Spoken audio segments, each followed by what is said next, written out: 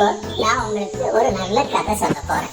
இந்த கதை ஒரு அடர்ந்த கானகத்துல நடந்தது. கானகம் அப்படின்னா காடு, ஃபாரஸ்ட். ஃபாரஸ்டுக்கு தமிழ்ல காடு, கானகம்னு சொல்லுவாங்க.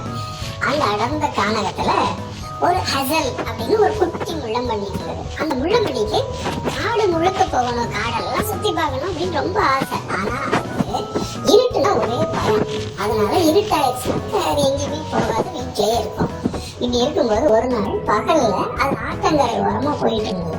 அப்போ அங்க நீல நிறத்துல ஒரு கல் இருந்தது. அந்த கல் நல்லா பழிச்சு மின்னிட்டே இருந்தது. இதை பார்த்தோன்னா ஹசலுக்கு ஒரே ஆச்சரியம். ஆடடா, கல் நல்லா மின்னுது, பகல்ல இவ்வளவு வெளிச்சமா இருக்கேன், அப்ப நைட் இது எவ்வளவு வெளிச்சமா இருக்கும் அப்படின்னு யோசிச்சிருந்தேன். அப்போ ஹசலோட ஃப்ரெண்டான பன்னி அங்க ஓடி வந்துச்சு. அது ஒரு குட்டி முயல். அந்த முயல் அங்க ஓடி வந்து ஹசல் நம்ம காட்டுல சாயந்தரம் ஆச்சுல, இன்னும் கொஞ்ச நேரத்துல இருட்டாயிரும். இப்ப நம்ம காட்டுல இருக்க எல்லா விலங்குகளும் நைட்டு அவங்க வீட்டுக்கு போறப்ப வழி கண்டுபிடிக்கிறதுக்கு அந்த நாவல் பழம் இருக்குல்ல, நாவல் பழத்தோட புதர் வழியா தானே போவாங்க. அந்த நாவல் பழ புதர் எப்போதும் வெளிச்சமா பிரகாசிச்சுட்டே இருக்கணும், மின்னிக்கிட்டே இருக்கும்.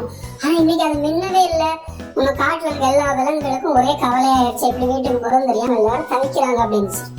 உடனே ஹசலுக்கு இதை கேட்ட உடனே அப்படியே யோசிச்சுட்டே இருந்தது. ஆனா நம்ம கையில இந்த மின்னுற கல் இருக்குல்ல, இந்த கல்லை கொண்டு போய் அந்த நாவல் பழ புதர்கிட்ட வச்சோம்னா அது அந்த இடம் வெளிச்சமாயிரும். உடனே எல்லா விலங்குகளும் அதை பார்த்துட்டு வீட்டுக்கு போவாங்கல்ல அப்படின்னு யோசிச்சது. உடனே வா அப்படின்னு சொல்லி கண்ணியை கொட்டிட்டு இருட்டுக்குள்ள ரெண்டு பேரும் அந்த நாவல் பழ மரம் இருந்ததுல அந்த புதரை நோக்கி போனாங்க. அங்க போய் இந்த கல்லை வச்சுட்டு இப்படி தட்டி பார்த்தாங்க. கொஞ்ச நேரத்துல அது பழிச்சு மின்ன ஆரம்பிச்சிருச்சு. நல்லா மின்னிருச்சு. அந்த இடம் முழுக்க பிரகாசம் ஆயிடுச்சு. உடனே எல்லா விலங்குகளுக்கும் சந்தோஷம் ஆயிடுச்சு. அப்பா, நீ வீட்டுக்கு போறது வழி கிடைச்சிருச்சு, ஹசல் ஒன்னாலதான் வழி கிடைச்சது.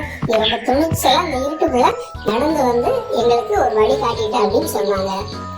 ஹசலுக்கு ரொம்ப சந்தோஷமாயிடுச்சு.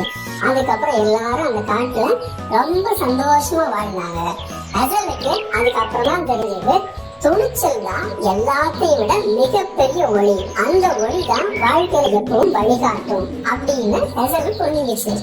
இதுதான் இந்த கதையோட விதி. நீங்களும் இது மாதிரி உங்க வாழ்க்கையில எப்போதும் துணிச்சலா இருக்கணும். துணிச்சலா இருந்தாதான் வாழ்க்கையில முன்னேற முடியும். நீங்களும் துணிச்சலா இருங்க, வாழ்க்கையில முன்னேறி வெற்றி அடைய வேண்டும். இது மாதிரி இன்னொரு நல்ல கதையோட உங்களை சந்திக்கிறேன். நன்றி, வணக்கம்.